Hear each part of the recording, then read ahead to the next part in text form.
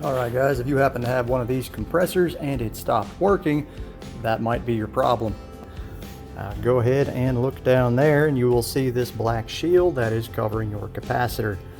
Go ahead and take the screws out, and if your capacitor looks like that, big surprise, you need a new one. Obviously make sure the compressor's unplugged. It just has these little crimp connectors on there that pull right apart. And get on Amazon and buy. I bought 2 of these. You don't have to buy the exact ones. These have a mounting stud and bolt-on connections. That is the part number. I'm sure that might change over the years. It's best to take a picture of this thing when you go inside for the day and try to match them up best you can. I rigged mine up with just some bracketry I had laying around. This is a little bushing for a condenser on a truck. This is the existing hardware holding that bracket to that handle. And I of course went ahead and crimped some eyelets on the wires, and I've got this to protect it in case I ever rub against it. And the other end I've just got regular wire nuts because that's more or less what was on there. Now you don't even have to take it that far. The original capacitor had these 2 O-rings around it as it sat in that shield.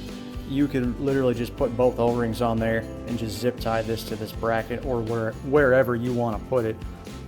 And that way you have the rubber isolating any kind of vibrations around the capacitor. And switches back here, and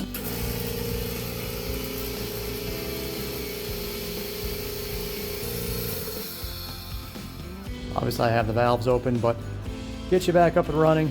That thing costs like 15 bucks. So the reason I didn't just try to mount the capacitor back where it was supposed to be, I do use this compressor for media blasting occasionally. It can just keep up, but when I'm using it for that, it tends to run non-stop. That's what I was doing the day the capacitor let all the smoke out. I think I found one that was the same size, but I didn't want to cram everything back under that shield for it to just sit there and heat soak. So now it's out in the air, and next time I use this for sandblasting, I will just put a fan blowing on it. So now I've upgraded to an air-cooled capacitor. So I hope you found this at least somewhat useful.